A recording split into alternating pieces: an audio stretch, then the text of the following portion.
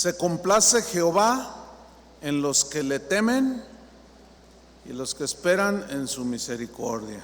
¿En quién se complace el Señor? En los que le temen, ¿sí?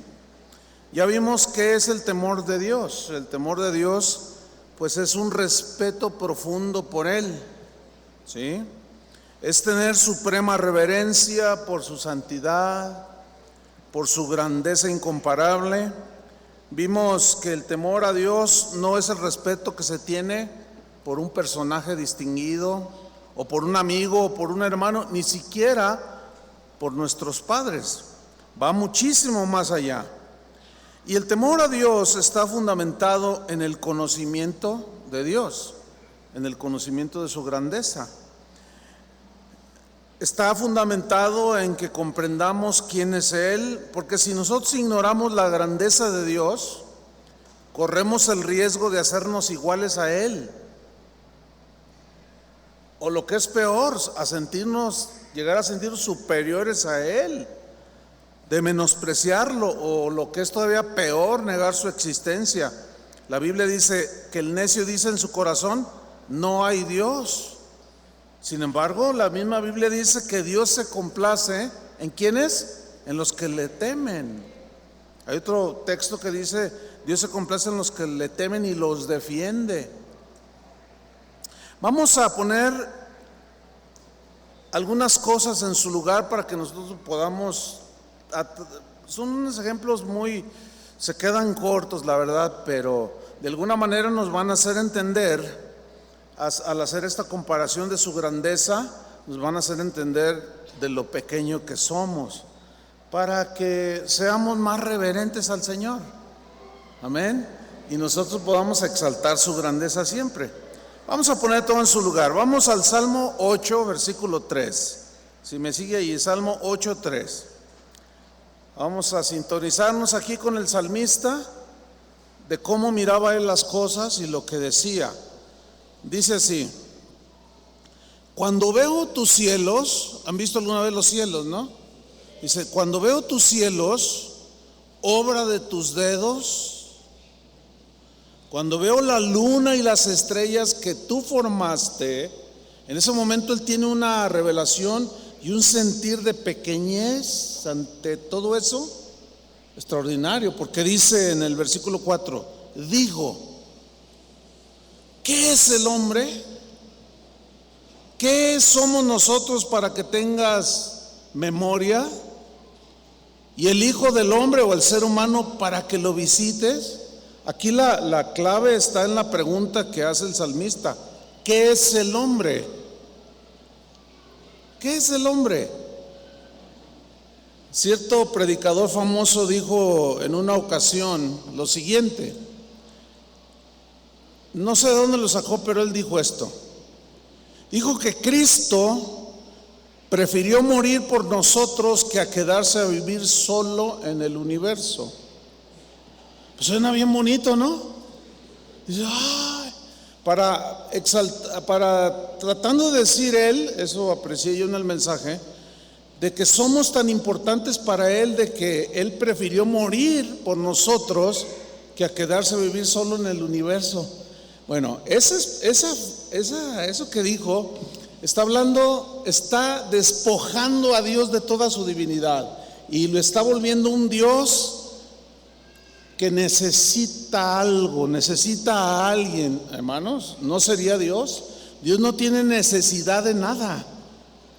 Él existe en sí mismo, ¿sí? Él no tiene necesidad absolutamente de nada. Entonces, pues son expresiones que luego empezamos a sacar y empezamos a filosofar, porque si Dios no nos hubiera creado, seguiría siendo Dios, ¿sí o no? Claro que le dolió porque es un Dios que ama, le dolió que hayamos pecado y que nos hayamos separado de Él, pero eso no nada que ver con el Señor. Él es eterno, ¿sí? Y nosotros somos temporales. Entonces, para ir entendiendo la grandeza y nuestra pequeñez, debo empezar con esto. Miren, hay una medida que usan los científicos para medir las distancias del universo. o la profundidad o la lejanía de un planeta a otro. Y esa medida los científicos la denominaron años luz. ¿Sí? Ahora, la pregunta es, ¿qué es un año luz?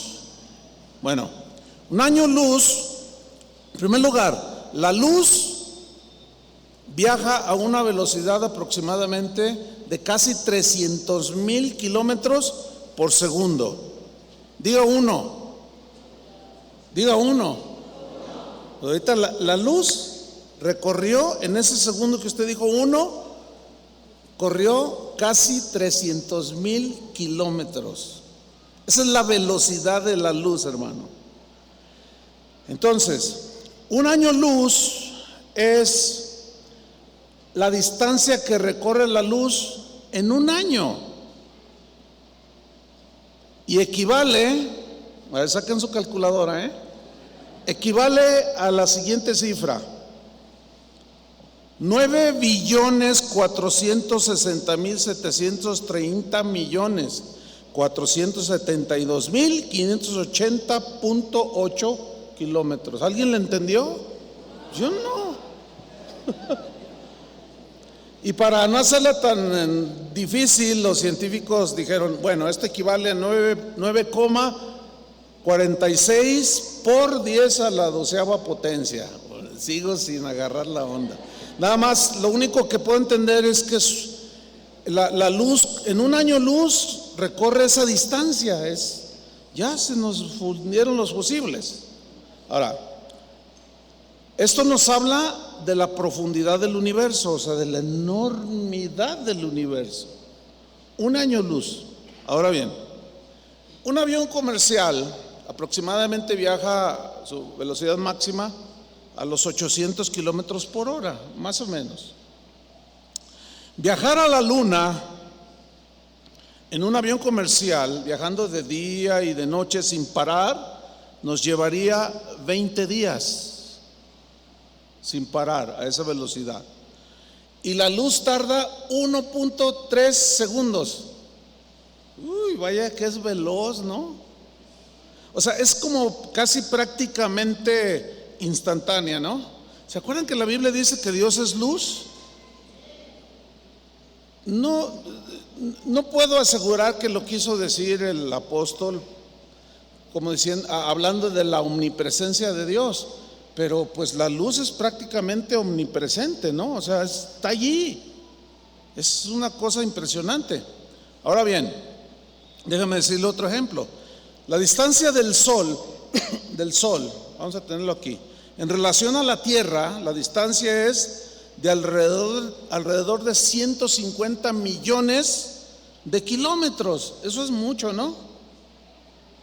Si nosotros fuéramos en un avión comercial, viajando de día y de noche, tardaríamos 21 años en llegar del Sol a la Tierra, sin parar. Esa es toda la vida. Pues la luz, mis estimados oyentes sabiondos, uno que otro orgulloso y algunos cuantos faltos de temor de Dios, la luz en solo 8.20 segundos recorre esa distancia. Eso es algo maravilloso, ¿sí o no? Y aún así, algunos todavía se creen mucho porque sus autos corren a 250 kilómetros por hora. No, y hasta presume, no, yo hice Acapulco 1 hora 45. ¿Se fijan cómo? Y la luz así, ya está ahí. Otra, la estrella más cercana, dicen los científicos, a nuestro sistema solar se llama Alfa Centauro. Ok. Jamás el ser humano ha tocado el suelo de esa estrella. No, nunca. Y estiman los científicos, teniendo en cuenta el avance de la ciencia, que nos tomaría 4,200 años para desarrollar la tecnología para poder llegar a Centauro. Y aún así, viajando a la velocidad del mejor cohete espacial, tardaríamos millones de años nosotros en llegar. ¿Se está dando cuenta las grandes distancias? Y el Señor dice que en la palma de su mano tiene todo, que grandote está todo y Dios aquí. Bueno, hay estrellas que están a 4,000 años luz de distancia. Bueno, a ver, ¿alguien me puede multiplicar? Porque un año luz son cuántos billones de no sé cuánta cosa. Bueno, hay estrellas que están a distancia de nosotros 4,000 años luz. Ay, ahora sí que como dicen allá en Jalisco, oiga, es bien mucho. Bueno, eso significa que la luz, fíjese bien, significa que la luz, que si en la noche vemos centellear alguna estrella, salió cuando Israel hizo un becerro de oro en el desierto, hace miles de años. O sea, que salimos en la noche y vemos algunas estrellas que centellan. Esa luz salió hace más de 3,000 años de nosotros. O sea, dijo, con razón el salmista decía, ¿qué es el hombre ante semejante grandeza? Y nosotros, tristes mortales, que nos jactamos de haberle dado no sé cuántas veces nuestros viajecitos alrededor del mundo.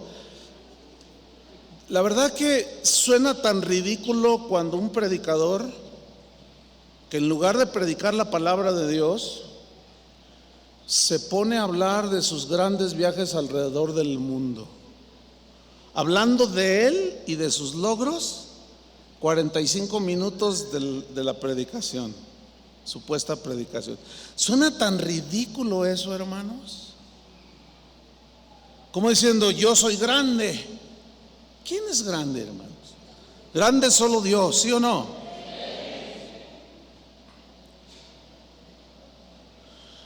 Nos falta conocer la grandeza de Dios, porque ello nos va a evitar, pues, contarle a Dios hasta 3. Pues nos va a evitar faltarle al respeto, ¿sí? Algunos de nosotros llegamos a atrevernos a reclamarle a Dios, a exigirle cosas a Él, y aún hasta amenazarlo, diciéndole, si no me cumples esto, ya no vengo a la iglesia. Fíjate nada más en qué papel nos ponemos. Somos irreverentes, irrespetuosos, torpes, no tenemos temor de Dios. Sin embargo, ¿qué nos dice el Salmo 147, versículo 11? Que el Señor se complace ¿en quién? En los que le temen, o sea, en los que tienen suprema reverencia y respeto, que reconocen su grandeza. Vamos a ver este Salmo 147, pero vamos al versículo 4 y vamos a leer esto pues nos va a ayudar a evitar ser tan irreverentes ante Dios.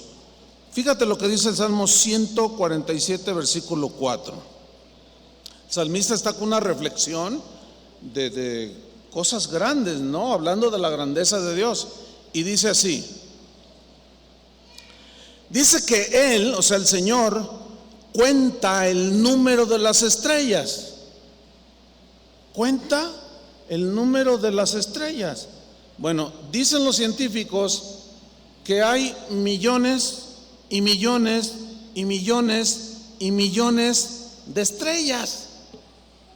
No las pueden contar, porque cuando tienen más o menos un conteo ahí con sus computadoras, al siguiente año ya descubrieron otros 20 millones de estrellas. Sin embargo, fíjate lo que dice allí, que el Señor cuenta el número de las estrellas. Pero luego algo más, dice que a todas ellas las llama por sus nombres. Hasta inicios del siglo XX, tenían contabilizadas algo así como 120,000 estrellas con nombre, 120,000. Bueno, ahora ya hay otras, ya les tienen su nombre, pero mira lo que dice allí, que él cuenta todas las estrellas y a todas las llama por sus nombres. Ahora, vamos a hacer esta reflexión. ¿Cuántos millones de habitantes hay en la Tierra? Se dice que aprox unos 6,500, 6,700 millones de personas. Fíjate la cantidad, nada que ver con los billones de estrellas, que conoce sus nombres. Ahora, si somos 6,700 millones de personas en el mundo, ¿tú crees que no sepa cómo te llamas? ¿Cuántos de nosotros decimos, ay, yo estoy tan solo, nadie sabe de mí, nadie me hace caso, ay, Dios mío, a lo mejor ya hasta te olvidaste de mí? ¿Cómo se va a olvidar de ti?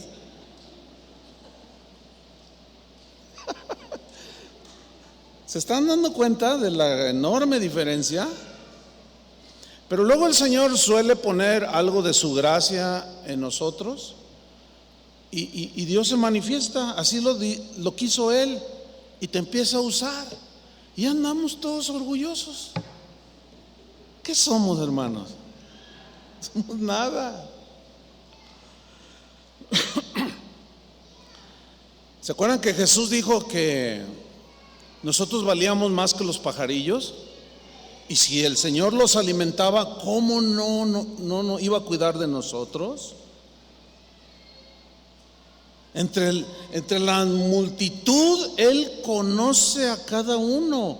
No se le hace, como decimos, no se le hace bolas el engrudo. Él no se pone a decir, ay, oye, Gabriel, ¿cuántos llevábamos? Ya perdí la cuenta. Y luego llegó otro de los ángeles con una computadora enorme, pues para que no se te olvide, Señor. ¿Te imaginas? Y sin embargo Él tiene todo presente. El salmista fue más allá, dijo, Él conoce mi sentarme y mi levantarme. Aún está la palabra en mi boca y ya la sabes toda, de uno solo. O sea, hablando de la profundidad del conocimiento de Dios. Pues ese es el Dios grande que tenemos, ¿cómo la ves? El que antes que llegara la luz, porque la luz sí viaja a una velocidad extraordinaria, sí, pero cuando llegó a la luna, Dios ya estaba allá, porque Él es omnipresente. Por eso dice el versículo 5, grande es el Señor nuestro. Pues ¿cómo no iba a ser semejante expresión? Grande es el Señor nuestro y de mucho poder. Y luego dice, y su entendimiento es infinito, no tiene fin. Si el universo todavía no le encuentran el fin, dicen los científicos que está en constante expansión o crecimiento, que sigue, o más bien, no sé, siguen descubriendo, pero no llegarán al fin. Bueno, el conocimiento del Señor así es, infinito. Pero luego mira lo que dice el versículo 6. Jehová exalta a los humildes. Aquí el humilde es sinónimo del que le teme. ¿Con quién está el Señor? De manera bien especial con los humildes. Pero dice que humilla a los impíos hasta la tierra. Es el mismo texto que usa Pedro cuando dice que Dios rechaza, dice que Él atiende al humilde, mas resiste a los soberbios. Le da gracia a los humildes, resiste a los soberbios, le da gracia a los humildes. ¿Sí? Porque el Señor se complace en quienes, en los que le temen. Entonces el temor de Dios, hermanos, es el gran tesoro del cristiano. Hay un texto ahí en el Antiguo Testamento que habla de que y será el temor de Jehová su tesoro, o sea, de los creyentes, porque el temor de Dios nos puede librar de todo. Otro ejemplo, ¿de qué tamaño se sienten ahorita?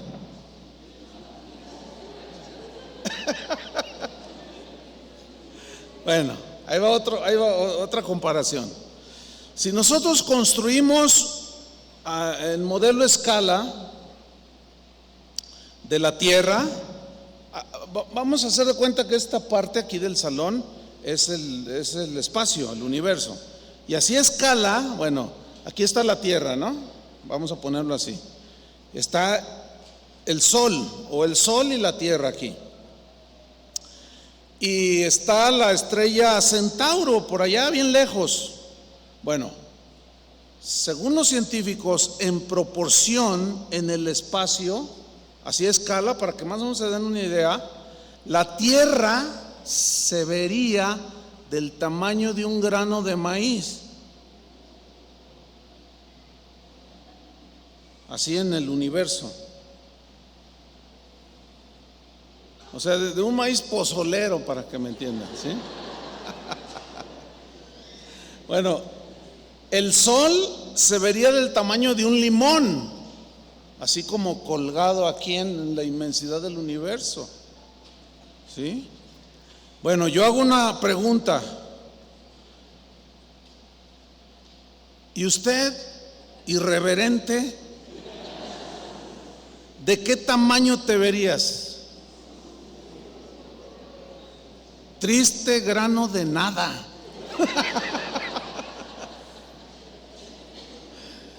Ay, a ver, ¿ven este puntito que estoy señalando?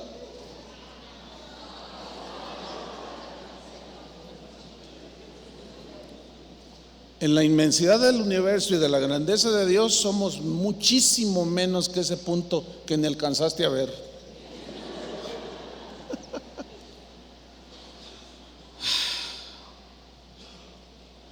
No sé si han oído hablar de un científico que es considerado después de Albert Einstein, pues como su sucesor.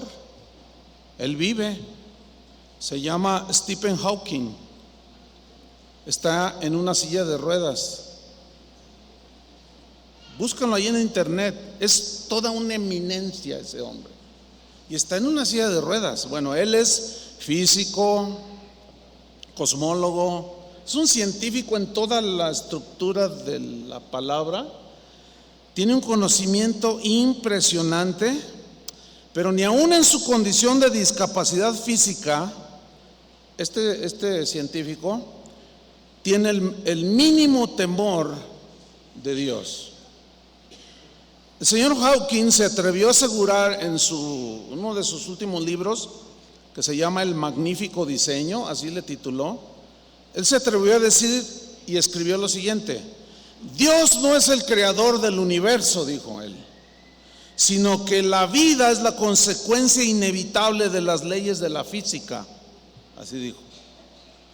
Este señor Hawking hace un planteamiento de que el Big Bang, o sea, de que hubo una explosión así en el universo y se formó todo, y salieron los pajaritos y salieron todas las cosas bellas del universo, y todo como un relojito empezó a dar vueltas y empezó a girar, y el mar no se sale. Maravillosa teoría del Big Bang. Bueno, él dice que es producto de las leyes de la física, así simple y sencillamente. Dice que Dios no tiene nada que ver en esto porque Dios no existe. Sigue diciendo este señor Stephen Hawking, dice lo siguiente: existe una ley conocida como la ley de la gravedad. Dice, el universo pudo crearse a sí mismo de la nada. La creación espontánea es la razón de que exista algo, de que exista el universo, de que nosotros existamos. Por tanto, dice Hawking, no es necesario creer en Dios, ni invocar a Dios para que haya o exista el universo, el cosmos. Sigue diciendo este señor Hawking, lo que he hecho es mostrar que es posible que la forma en que comenzó el universo esté determinada por las leyes de la ciencia. En este caso, no sería necesario apelar a Dios para saber cómo comenzó el universo. Esto no prueba que no exista Dios, dice. Bueno, solo que Dios no es necesario. Fíjense lo que dijo un triste polvillo cósmico. Con todo respeto, porque pues yo en conocimiento no le llego, ni mucho menos, ¿no? Pero seguimos siendo, bueno, ni grano pozolero siquiera. Hay una frase que se conoce como la lógica de párvulos. Esta consiste, es aquella que siguen aquellos, los que al no entender muchas cosas misteriosas del universo, su complejidad, pero su exactitud, su diseño, al no entenderlo en su mente humana y no pueden comprender en plenitud, bueno, se excusan en lo que llaman algunos como la lógica de párvulos, y esta es: Dios no existe, nada más porque no lo entienden. Pues ¿cómo nos va a caber semejante conocimiento o semejante en una mente tan chiquita? Sin embargo, la mente de Dios y el conocimiento de Dios es como es infinito. Bueno, ante ese Dios, ¿cómo no vamos a doblar la rodilla, hermanos? Ante ese Dios, ¿cómo no debemos de guardar silencio? Ante ese Dios, ¿a quién se le ocurre discutir con Él? Pero todavía peor, ante ese Dios, ¿cómo se le ocurre a alguien decirle a Dios: aquí dice tu palabra y me la cumples y te doy 3 días? ¿Y a qué predicador se le ocurre decir: exíjale a Dios? Él dice ahí en su palabra, Él está obligado a cumplirle todo lo que usted le pida. No, discúlpeme, no, discúlpeme, polvo cómico pastoral. Discúlpeme, no conoce a Dios. Discúlpeme, Dios no está obligado. Y por favor, deje de faltarle respeto a mi papá.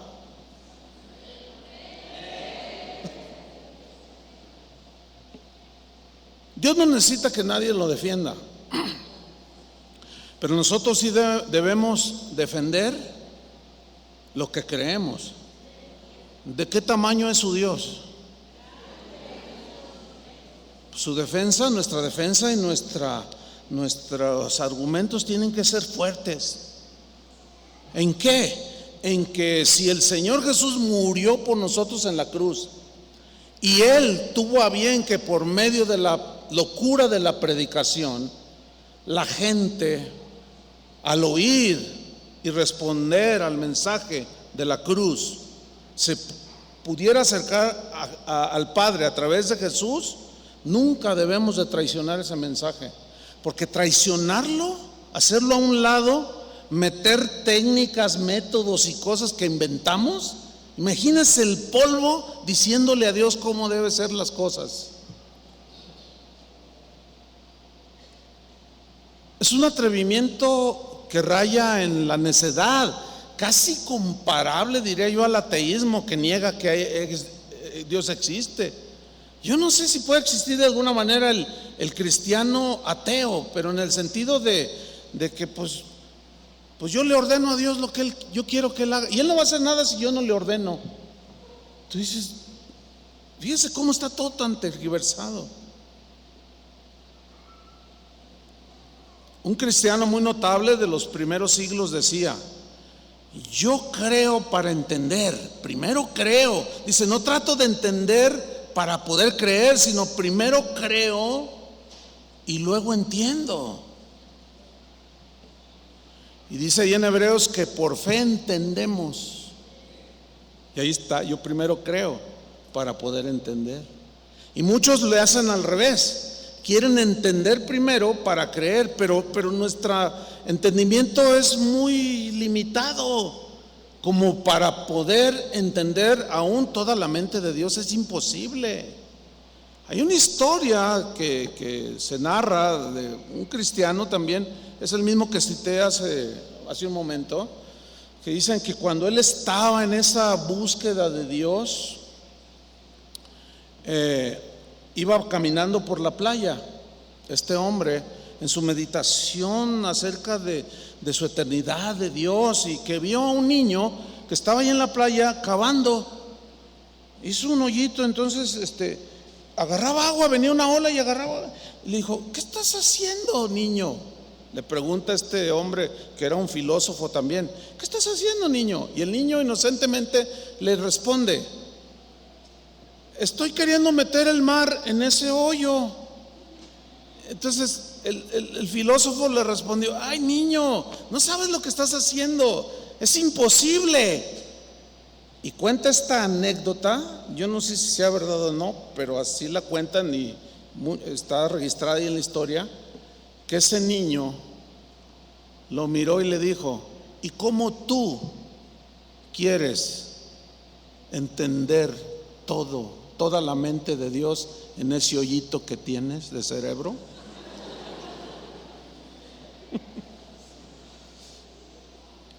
Sigmund Freud, pues el padre de la psicología, por decirlo así, dijo lo siguiente: creer en Dios es comparable a la neurosis infantil. Eso dijo. También dijo lo siguiente: los sentimientos de amor, así lo dijo, y temor a Dios son sentimientos de frustración dirigidos por el hombre a un ser imaginario, y a la vez pretende que este ser imaginario sea su padre y su Dios. Vean qué irreverencia, Pero yo le diría no sé, no lo digo con falta de respeto, pero pues yo le diría a esta triste basurita cósmica lo que dice Isaías 40. ¿Quieren ver lo que dice? Versículo 12. Isaías 40:12 dice así: ¿quién midió las aguas en el hueco de su mano? ¿En dónde? En el hueco de su mano. Está hablando, son expresiones alegóricas para exaltar la grandeza de Dios. En el hueco de su mano, dice. Y los cielos, ¿quién los midió los cielos con su palmo? Así. A Daniel le gusta medir, ¿verdad, Daniel? Así con las. ¿Cuánto mide? Y Dios dice que midió los cielos. Acuérdense de la velocidad de la luz y las distancias que recorre, habla de la profundidad y grandeza del universo. Y Dios le hizo así. ¿Cuánto mide? Pues un dedo. Dice: con 3 dedos juntó el polvo de la tierra. ¿Cuántos? 3, así. Nosotros usamos unas aspiradoras y todo, dice: esta es la mejor. Y Dios le hizo así.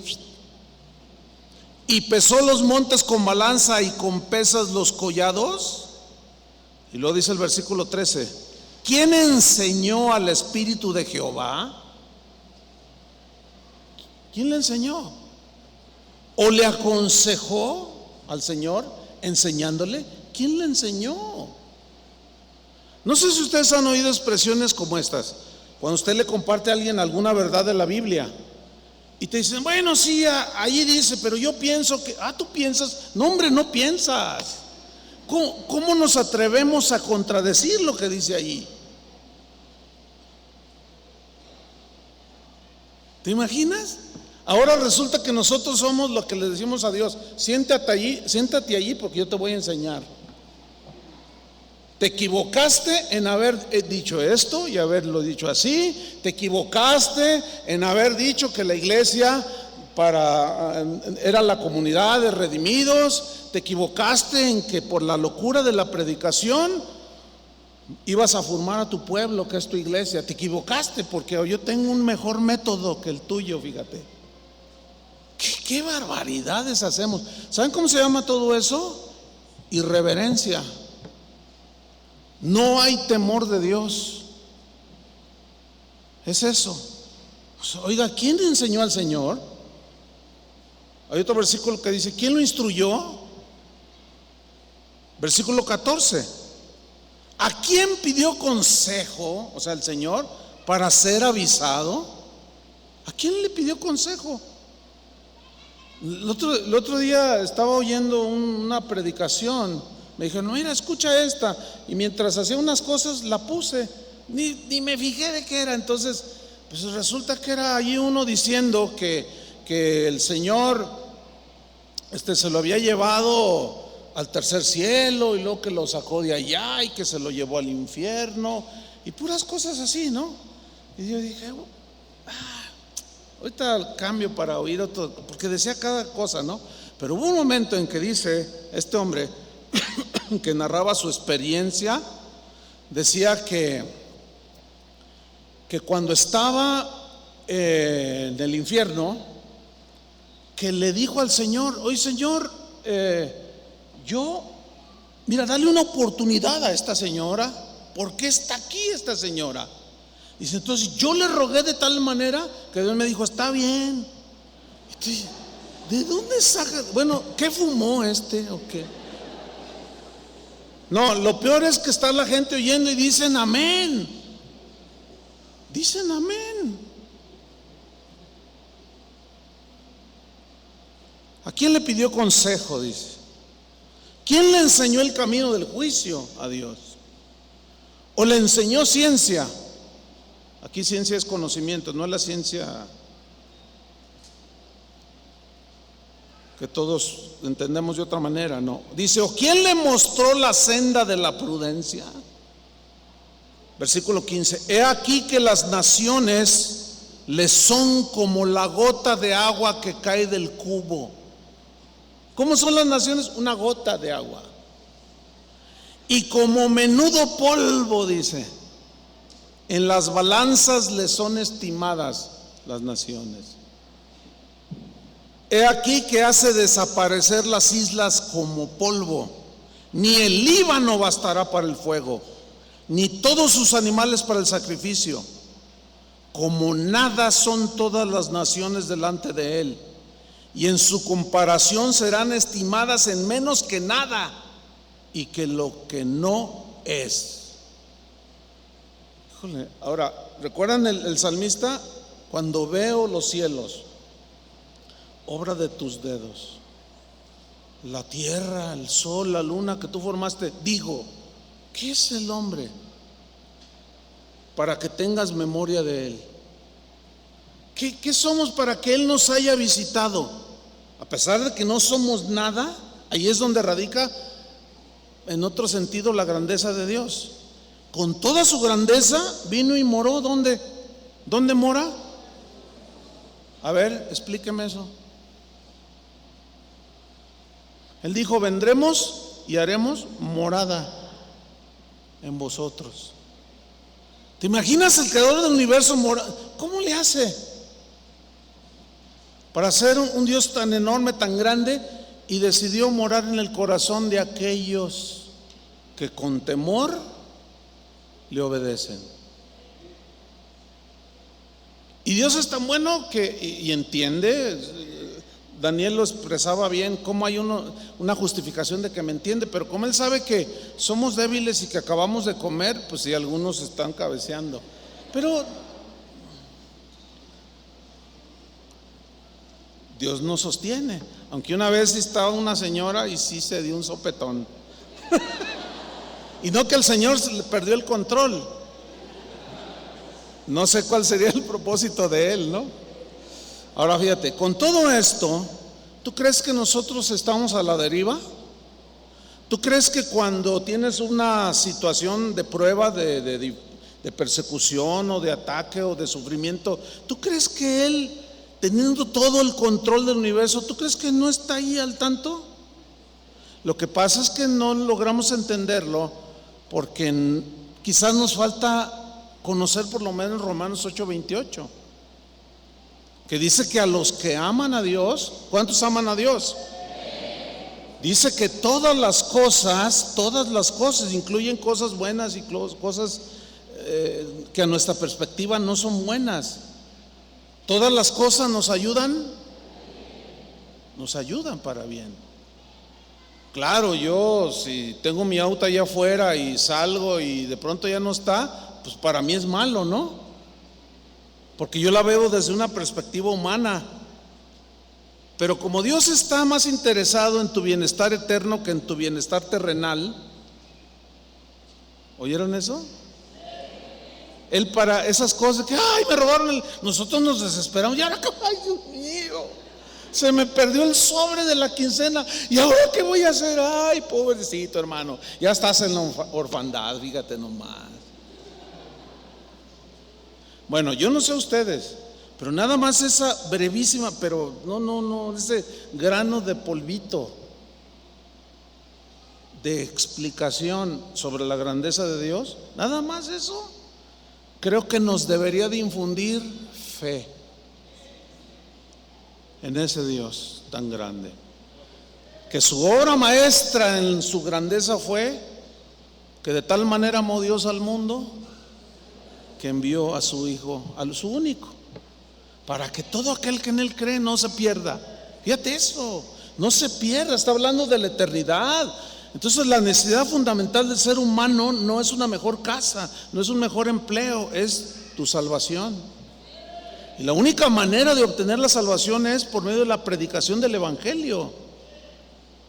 Y para ser predicador del Evangelio, todo predicador del Evangelio o todo el que se diga que ha sido llamado por Dios, necesitamos tener temor de Dios en este sentido, en predicar el único mensaje que puede trasladar a los seres humanos de las tinieblas a la luz de Jesucristo. Y rebajarlo, abaratarlo o venderlo es una ofensa terrible e irreverente a Dios. No cabe eso.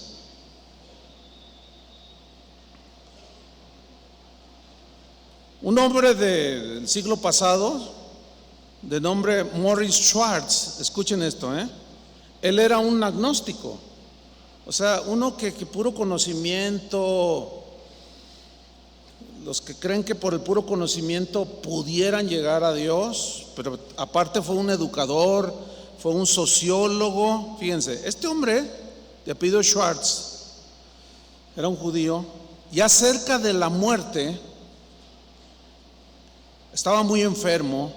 Él tenía una enfermedad terrible, que es una enfermedad que por sus siglas es ELA, que significan esclerosis lateral amiotrófica, que afecta a las neuronas motoras del cuerpo humano y hace perder paulatinamente la movilidad hasta dejarte inmóvil.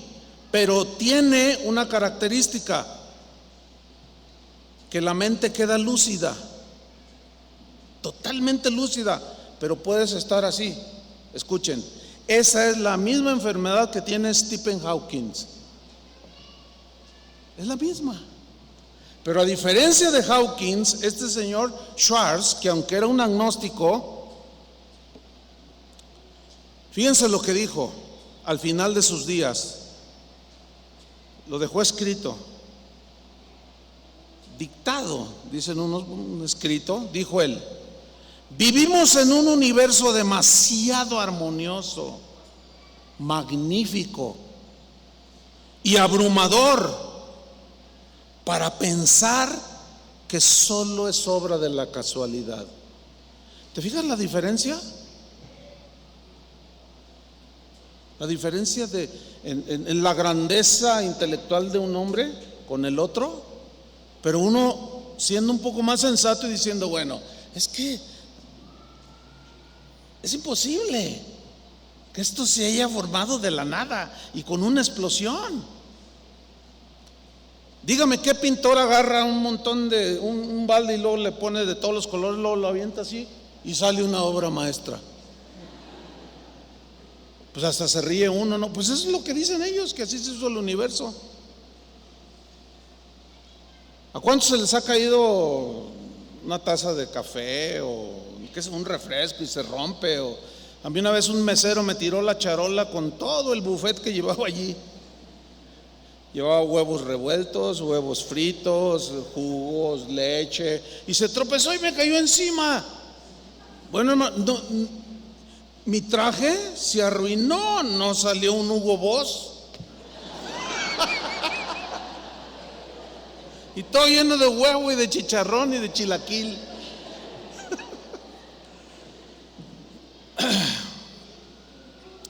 Tengo un amigo, hace años que no lo veo, él vive en Europa. Él se llama Prince, que en inglés quiere decir príncipe. Yo le dije, ¿y por qué te puso así tu papá?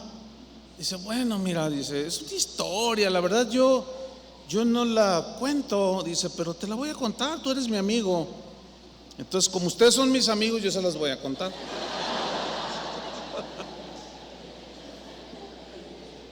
Dice, fíjate que él es negro, de tez negra. Dice, fíjate que mi papá, cuando yo era un niño, mi papá fue presidente de un país africano. Y fue un hombre muy inteligente, muy intelectual, y a mí me mandó a educarme. Dime, yo sé que tú eres un hombre bien buena onda y que sirves al Señor y que eres humilde. Dime. Bueno, dice, mira, yo estudié en Harvard, estudié en Yale, estudié en Estados Unidos, estudié en varios países, estuve en París, en Francia. Tengo como 3 doctorados, maestrías en esto. ¿Cuántos idiomas hablas? Pues un montón.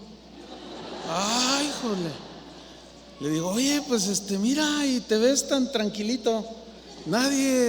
Tu apariencia no se ve como de un hombre así. Dice, fíjate, y en eso dice, fíjate, un día yo vine a México, porque él tiene también conocidos acá, y cuando regresaba a Europa, venía en el asiento vecino un hombre que con un traje negro impecable en un viaje como de 10 horas. Yo dije, pues yo iba con tenis y todo, pues así para estar más cómodo.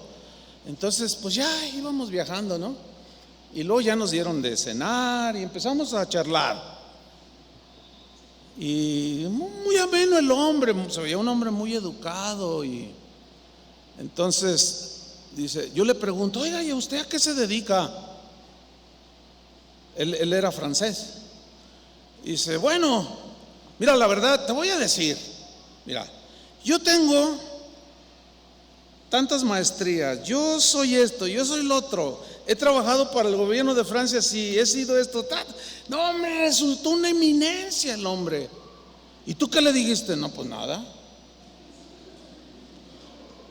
Pero yo creo que sus credenciales eran mayores en cuanto a conocimiento. El asunto es que en un momento dado le pregunta, ¿y usted qué se dedica? ¿Usted qué hace? Dice, entonces yo le contesté, yo soy misionero. Y el hombre me miró, ¿tú eres qué? Soy misionero, soy predicador. Dice, no me diga que usted es de los que cree que Dios existe.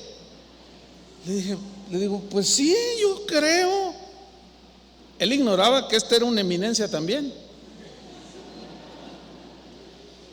Dice, no, discúlpeme, pero eso es de ignorantes, eso es de gente que... Y empezó a decir, y hasta la gente que estaba por ahí volteaba así. Entonces yo dije, ay, Señor, dame sabiduría. Pues ponerme a discutir de conocimiento, pues a lo mejor, pero íbamos a perder todo el viaje. Dice, entonces el Señor me ilumina. Y le digo, oiga, usted tiene tantos doctorados, tantas maestrías, usted sabe tantos idiomas, tantos. Oh, sí, dice, sí, yo soy. Era un hombre como unos 70 años. Dice, a ver, contésteme esta pregunta. De todo el conocimiento universal, de todas las materias, las ciencias, dígame qué porcentaje de conocimiento tiene usted. Y el hombre me miró y dijo, caray, dice, pues eso está. Bueno, la verdad, de todo el conocimiento universal, pues no poseo ni el 0.1%. Dice, entonces le dije, con ese poquísimo conocimiento de 0.1, ¿usted se atreve a decir que Dios no existe?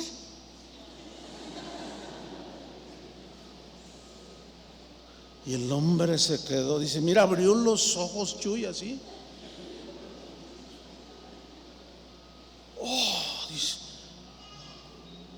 Se quedó hasta unos segundos callado. Oh, nunca lo había visto así. Soy un ignorante, súper ignorante usted.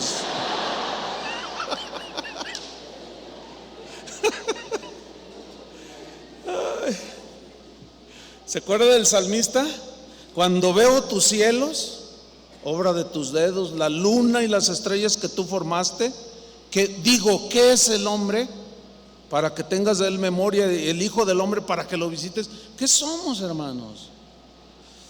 Bueno, Albert Einstein dijo lo siguiente: las leyes de la naturaleza manifiestan la existencia de un espíritu enormemente superior a los hombres, frente al cual debemos sentirnos humildes. Como un niño que entra en una biblioteca inmensa, cuyas paredes están cubiertas de libros escritos en muchas lenguas distintas. El niño entiende que alguien debió de haber escrito esa multitud de libros, pero no sabe ni quién ni cómo. Tampoco comprende todos los idiomas este niño, pero observa este niño que hay un orden claro en su clasificación de los mismos.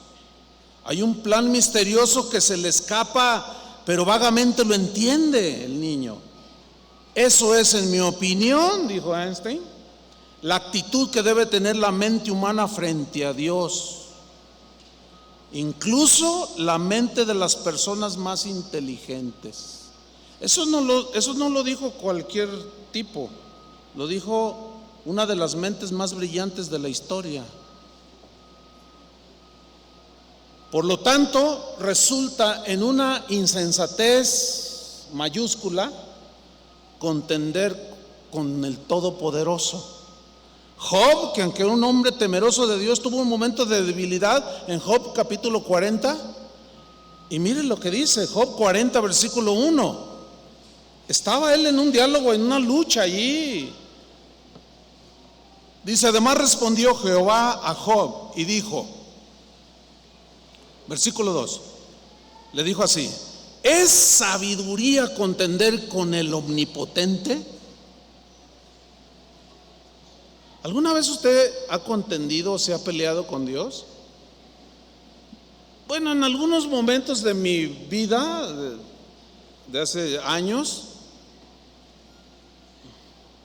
a cualquiera le puede pasar, como a Job, pero nunca le gané a Dios.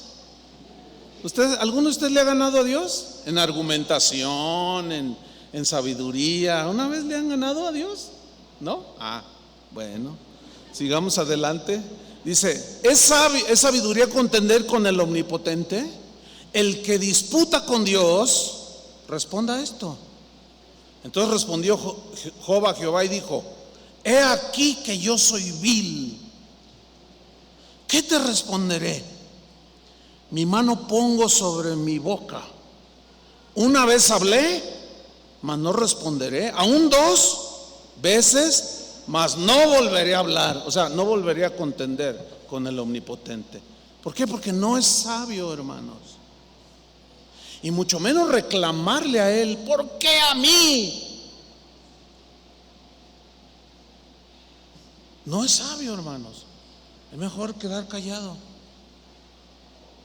Porque Dios, en su infinita sabiduría, Él puede tornar lo negativo que resulta para nosotros siempre en algún beneficio. Esa es la multiforme sabiduría de Dios, hermanos. Multiforme sabiduría significa que Él tiene muchas formas. Multiforme en el griego es una palabra que habla de los colores. Así como hay muchos colores en la naturaleza reflejados en su creación, así hay multiforme sabiduría por medio de la cual Dios resuelve los problemas que tú y yo no podemos. Es tan maravilloso presenciar esos detalles de cómo Dios, en su infinita sabiduría, hace las cosas, siempre cuidando de sus hijos. Miren, una vez prediqué, era un jueves, termino de predicar, yo iba a salir al otro día, iba a salir a Estados Unidos. Entonces me acercó una señora y me dice: ay, pastor, fíjese que Dios me dijo que yo tengo aquí un billetito de $50 y me dijo: dáselo al pastor. Pues yo quiero ser obediente. No se ofende, pastor, si yo le doy $50. Pues no, si Dios te dijo, pues está bien. Entonces, tenga, hermano. Entonces, pues $50, pues gracias, ¿verdad? Bueno, gracias, Señor. Llego a mi casa y apenas abro la puerta y suena el teléfono. Entonces contesto. Bueno, y era una tía mía, cristiana. Me dice: sobrino, me da mucha pena, me dice, pero me urge. Mira, no sé, dice, pero el Señor me dijo: háblale a Chuy. Dice: por favor, nada más por unos días, préstame $500. Cuando pasó eso, el dólar estaba a $10.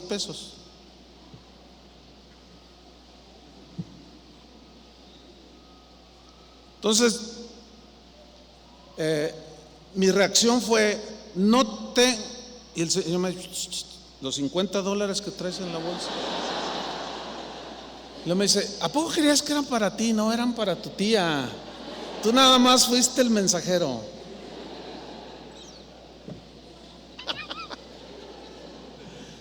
Bueno, cuando tú te fijas en esa multiforme sabiduría que Dios tiene para hacer, resolver, proveer las cosas, tú dices: no, qué maravilloso.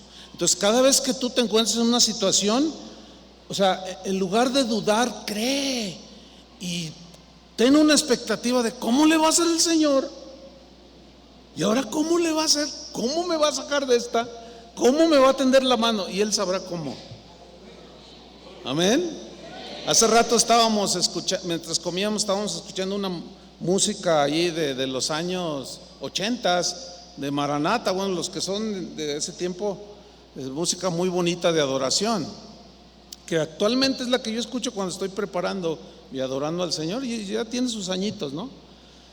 Y cuando estábamos comiendo, le dije: mira, en esas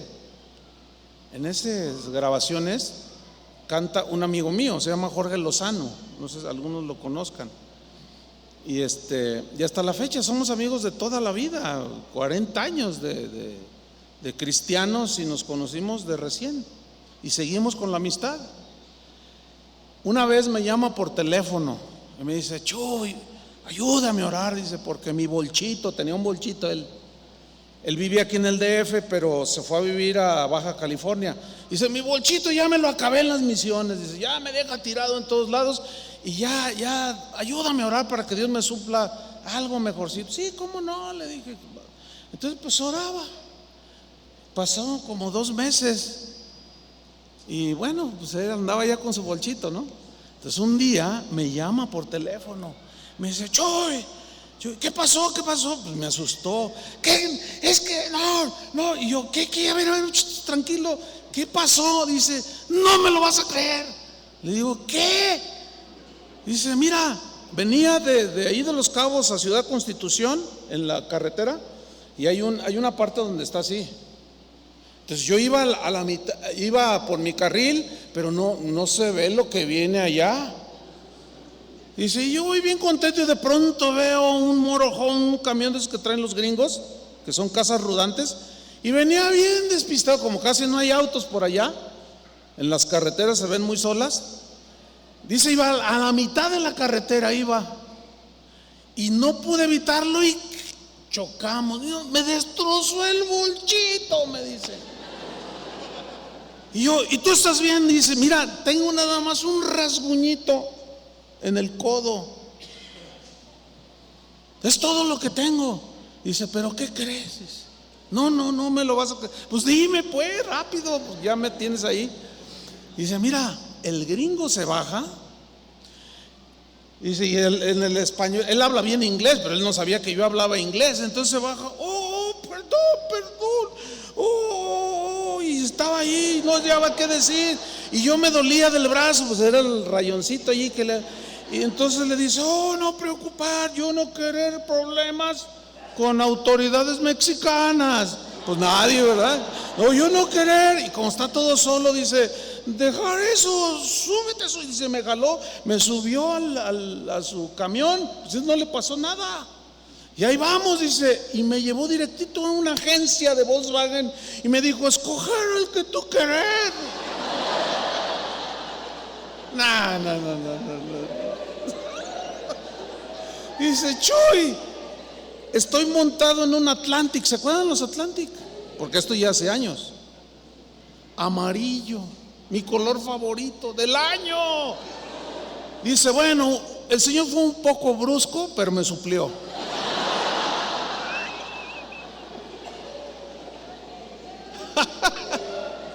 ¡Qué maravilloso!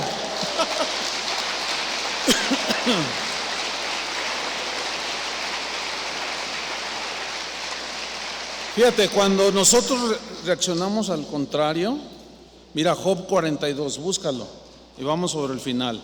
Job 42. Fíjate cómo Job reconoce su insensatez de haber hablado lo que no entendía y dice así, 42:1 de Job.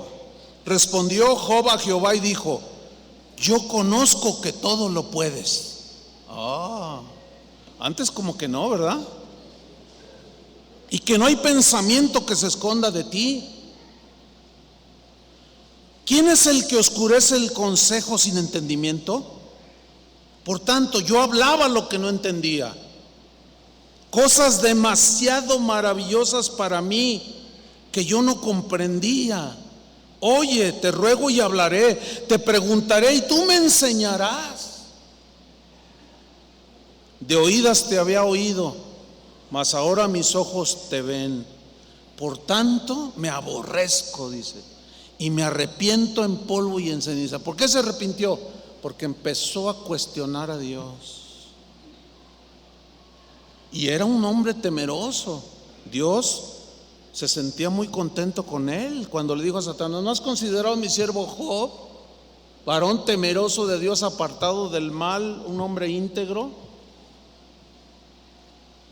Entonces el temor a Dios, hermanos, es el principio de la sabiduría, es el principio para verdaderamente ser hombres y mujeres sabios. Proverbios 9:9 dice, da al sabio y será más sabio, enseña al justo y aumentará su saber. Proverbios 9:10 dice, el temor de Jehová es el principio de la sabiduría y el conocimiento del Santísimo es la inteligencia. Finalmente, hermanos, el temor de Dios nos hace reconocer su grandeza y nuestra pequeñez. ¿Ya se ubicaron más o menos? ¿Sí? Dice Proverbios 8:13, el temor de Jehová es aborrecer el mal, la soberbia y la arrogancia, el mal camino y la boca perversa. Y lo decía el de Proverbios, esto aborrezco. Hermanos, temamos a Dios y respetemos reverentemente su grandeza. Amén. Habacuc dijo, oí tu palabra y temí. Oí tu palabra y temí. Probablemente no todos conocen una etapa en la vida de Daniel y de Paola. Bueno, a mí me tocó presenciarla, ¿no? Pero en un momento de sus vidas que andaban pues con las cosas de Dios, pero pues oyeron su palabra y el temor de Dios los envolvió, y ese temor de Dios es el que los hizo de alguna manera retomar algunas cosas que estaban por allí no muy sólidas, quizás hasta actitudes, ¿verdad?, en el corazón. Y ese temor de Dios, hermanos, es fundamental. Déjame terminar con es un escrito, el autor es anónimo y se le va a hacer conocido. Déjame citárselo para terminar. El escrito se llama Me llama Señor